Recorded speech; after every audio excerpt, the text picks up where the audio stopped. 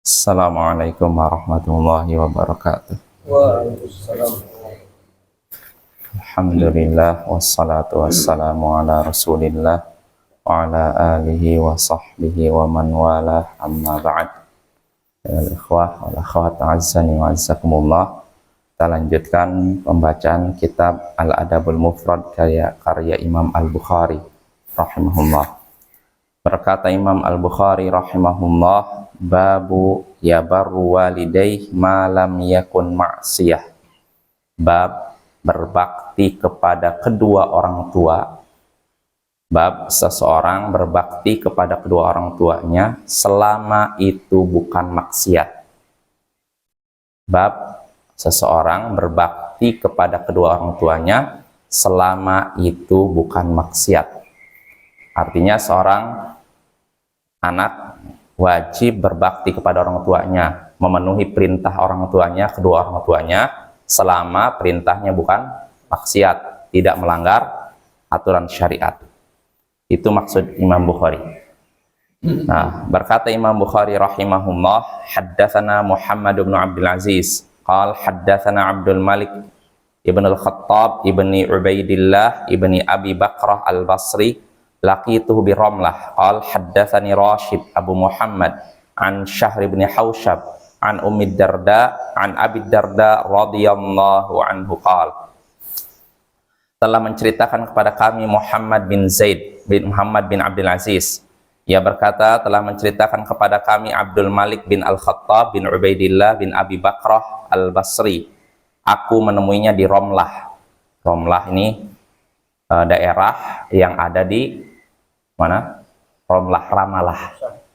Iya, Syam, Palestina. Sekarang udah bagian dari Israel ya. Ramallah, daerah Ramallah. Jadi aku menemuinya di Ramallah. Ia berkata, telah menceritakan kepadaku Rashid Abu Muhammad dari Syahr bin Haushab dari Ummu Darda, dari Abu Darda. Jadi ini riwayatnya dari istri, lalu dari suami. Dari Abu Darda, semoga Allah meridainya, ia berkata, Ausani Rasulullah sallallahu alaihi wasallam bi tis'in. Rasulullah sallallahu alaihi wasallam memberikan wasiat kepadaku dengan 9 perkara. Memberikan wasiat kepadaku dengan 9 perkara. La tusyrik billahi syai'an wa in qutti'ta aw hurriqta. Jangan kamu menyekutukan Allah sedikit pun, walaupun engkau dipotong-potong atau dibakar. Wala tatrukanna salatal maktubata muta'ammidan, dan jangan engkau tinggalkan salat yang wajib dengan sengaja. Wa man tarakaha muta'ammidan bari'at minhu dhimmah. Siapa yang meninggalkan salat yang wajib dengan sengaja, maka lepaslah jaminan Allah dari dirinya. Wala tashrabannal khamr fa innaha miftahu kulli syarr.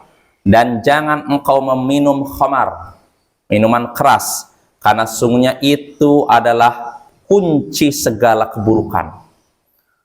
Wa ati' walidaik, dan taatilah kedua orang tuamu. Wa in amaraka an takhruja min dunyaka fakhruj lahuma. Kalau keduanya memerintahkanmu untuk keluar dari duniamu, maka keluarlah karena keduanya. Wala tunazi'anna wulatal amr wa in ra'aita annaka ant. Dan jangan engkau menyaingi wulatul umur, pemimpin, walaupun engkau menganggap dirimu benar. Wala tafirranna minaz zahf wa in halakta wa farra ashabuk. Dan jangan engkau lari dari medan perang, walaupun engkau binasa dan teman-temanmu lari meninggalkanmu. Wa anfiq min taulika ala ahlik. Dan janganlah infakkanlah dari hartamu kepada keluargamu. Berikanlah nafkah kepada keluargamu dengan hartamu. Wala tarfa' asaka an ahlik. Dan jangan engkau angkat tongkatmu dari keluargamu. Wa akhifhum fillah. Yang ke-9, takutilah mereka. Jadikanlah mereka takut karena Allah. Jadikan mereka takut karena Allah. Takutilah mereka karena Allah. Nah, itu 9 wasiat dari Rasulullah kepada Abu Darda. Ya, kita bahas Bapak Yang pertama wasiatnya, kata Abu Darda, la tusyrik billah wa in qutti'ta aw hurrikta. Jangan engkau menyekutukan Allah walaupun konsekuensinya engkau dipotong-potong atau dibakar. Artinya di sini wasiatnya untuk tidak berbuat apa? Syirik. Karena itu dosa yang paling besar ya. Lalu berikutnya yang kedua, pesan dari Rasulullah, jangan engkau tinggalkan sholat yang wajib dengan sengaja. Siapa yang meninggalkannya dengan sengaja, lepaslah jaminan Allah dari dirinya. Artinya di sini wasiat untuk tidak meninggalkan sholat 5 waktu, apapun sholat 5 waktu. Ya, karena siapa yang meninggalkannya, lepaslah jaminan Allah dari dirinya. Artinya seorang hamba selama masih menjaga sholat 5 waktu, dia berada dalam jaminan Allah. Kalau sudah ditinggalkan salah satunya, lepaslah jaminan Allah dari dirinya. Lalu yang ketiga, wala tashrabannal khamr. Jangan sekali-kali engkau meminum khamr, karena itu adalah kunci segala keburukan. Kenapa kunci segala keburukan, Bapak? Ini wasiat ketiga, jangan minum minuman keras. Disebutkan kata Rasulullah bahwa itu adalah kunci segala keburukan. Kenapa itu? Kalau sudah minum khamr, beriringan dia dosa yang berikutnya. Kadang berzina, lalu membunuh. Nah, betul, itu merembet. Makanya disebutkan dalam sebuah riwayat orang terdahulu, mungkin Israiliyat. Jadi ada seorang ditawarkan untuk, kamu mau milih mana? Minum khamar, zina atau bunuh? Jadi orang ini mikir, wah kalau minum kalau zina dosa besar. Terus kalau ini bunuh apalagi? Minum khamar dosa besar, tapi kalau saya ini minum, kan saya nggak sadar katanya. Akhirnya apa? Dia minum, setelah minum akhirnya dia zina. Lah zina, bunuh. Dosanya lebih banyak lagi, Bapak ya.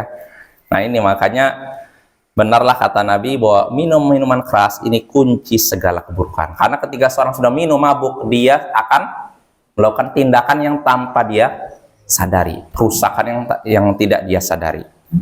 Maka itu kunci segala keburukan. Lalu berikutnya, wasiat berikutnya ini sesuai dengan judul bab, taatilah kedua orang tuamu. Ya, kalau keduanya menyuruhmu untuk keluar dari duniamu, maka keluarlah untuk keduanya. Kalau keduanya, ibu dan bapak, menyuruh kamu keluar dari duniamu, keluar dari dunianya apa? Bunuh diri gitu. Gimana Pak? Ya artinya gini, kalau kamu punya harta, punya ini, pekerjaan, lalu keduanya nyuruh udah kamu keluar dari pekerjaan kamu aja. Keluar dari rumahmu. Maka kata Nabi, keluarlah, karena menaati keduanya. Ya ini sekali lagi, kalau semata-mata dunia, bukan ada hubungan dengan agama. Artinya kalau misalkan perintahnya bertentangan aturan agama, sekali lagi jangan ditaati. Oh, Ustaz, saya pernah juga dengar Ustaz, berbagai kedua orang tua itu Ustaz. Seorang anaknya Muslim, ibunya Kristen. Bilangnya ibunya kamu harus masuk Kristen lagi, gitu kan? Dipaksalah anaknya, nggak mau dipaksa juga. Saya kalau nggak mau kau masuk Kristen lagi, saya mau nggak mau makan apa ini? Iya.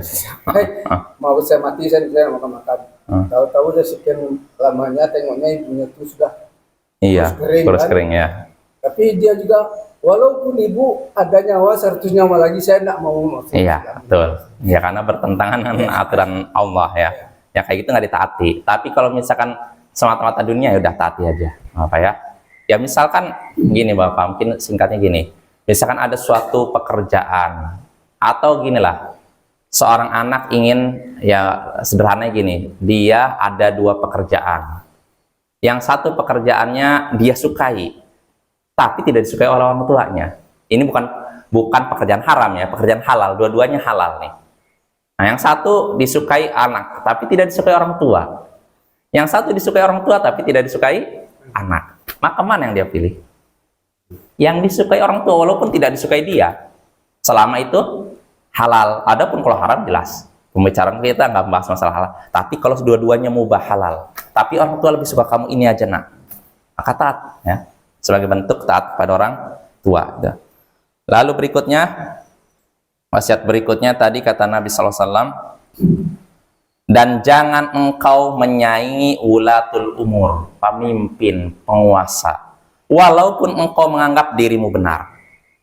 Artinya ini wasiat untuk tidak memberontak kepada penguasa, walaupun kita menyangka saya benar nih, penguasa yang salah, dia melakukan kecurangan, begini. Jangan kayak gitu. Kalau kita kekinian kayak gitu kan, anggap ini curang, saya yang benar. Nah, jangan tetap. Kalau memang sudah dia megang kekuasaan, udah taat ya. Nah ini prinsip Ahlus Sunnah wal Jamaah begitu Bapak ya. Beda dengan Khawarij, beda dengan Mu'tazilah yang menganggap kalau pemimpin itu zalim harus dijatuhkan. Bahkan mereka nggak jelas zalim atau enggak, yang jelas kalau mereka yang merasa benar ini salah langsung dijatuhkan. Nah kalau Ahlus Sunnah nggak seperti itu. Selama pemimpin belum melakukan kekafiran yang jelas, maka kita taat dan tidak boleh menjatuhkannya dari posisinya. Karena apa hikmahnya Bapak? Kalau pemimpin zalim itu dijatuhkan, maka kerusakan akibat dia jatuhkan lebih banyak dan lebih parah daripada dia masih di atas kekuasaan. Dan ini sudah terbukti di berbagai negara Bapak ya. Lalu berikutnya, wasiat berikutnya yang disebutkan oleh Nabi, dan jangan engkau lari dari medan perang walaupun engkau binasa dan musuh-musuh dan teman-temanmu lari.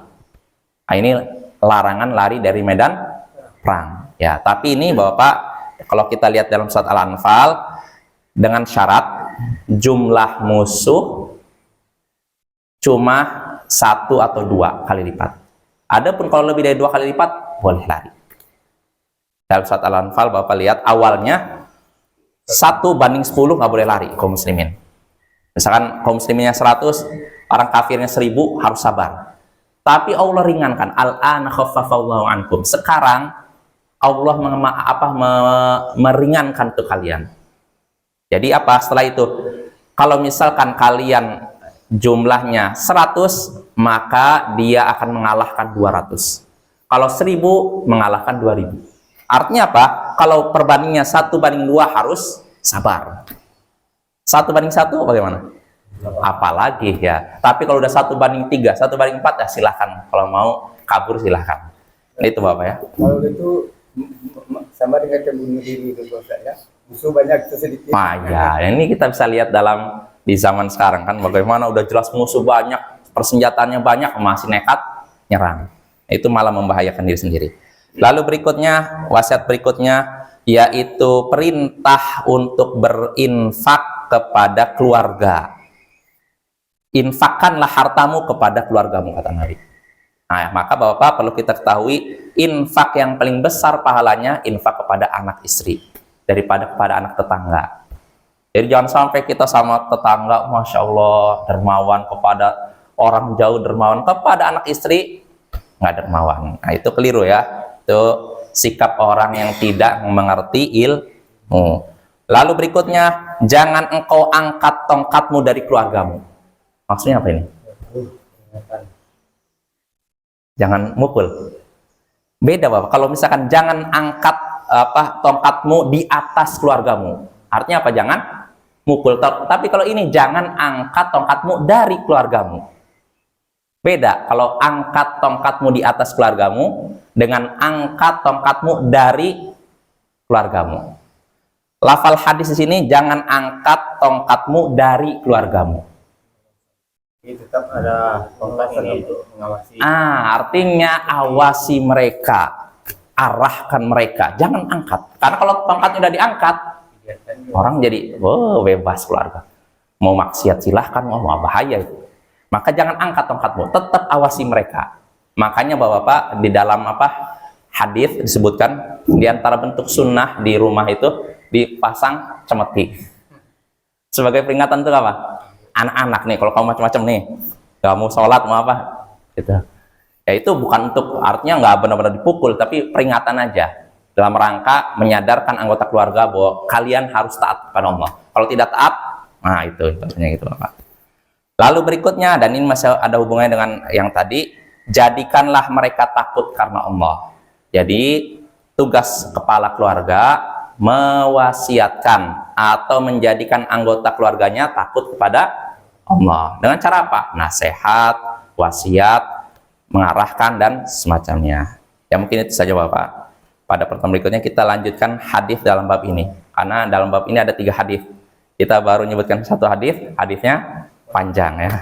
Insyaallah 2 hadis akan kita sebutkan pada pertemuan berikutnya. Subhanakallahumma bihamdik asyhadu an la ilaha illa anta astaghfiruka wa atubu ilaik. Assalamualaikum warahmatullahi wabarakatuh.